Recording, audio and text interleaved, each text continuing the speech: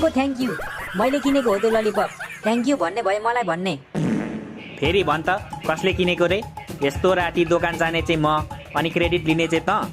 दोकान गए नि, पैसा त मेरो थियो नि त। यी थियो तेरो। त्यो भेटेको पैसा होइन, कसरी भयो तेरो? भेटेको हो, तर त्यो पैसा मैले टिपेपछि मेरो हुँदैन त। सबै पोल खोलिए पोल खोलिए। हुन्छ तेरो, मैले देखाएर त टिपिस् नि, मैले नदेखाएको भए कसरी टिप्थिस्? म आफै देखिहाल्थेँ नि, तेरो मात्र आँखा छ र मेरो चाहिँ छैन। देख्थिस् त अन्धाले, जसले चाहिँ चस्मा बिना यो कति हो भन्दा 5 हो भन्छ, त्यसले देख्थ्यो रे पैसा। भयो यति सानो कुरामा किन झगडा गरेर? मेरो तर्फबाट दुवैजनालाई थ्याङ्क यू। अब झगडा नगर।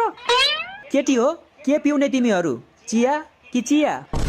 लौ चिया कस्तो चिया कि चिया हौ? चिया कि कफी भन न। कफी पिउनलाई त कफी हुनु पर्यो नि। अनि खोइ त तिम्रो बाबाले विदेशबाट पठाएको कफी।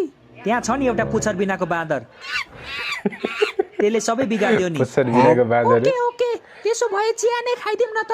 खाइदिम हुँदैन हौ, पिदिम हुन्छ। चिया त पिउने कुरा पो हो त। ओहो, व्याकरणमा अलि मिस्टेक भयो है। खाने कुरा हो र? मैले खाइदिम भने नि पिदिम भने नि, तिमीलाई के को मतलब? तिमी मेरो टिचर हो।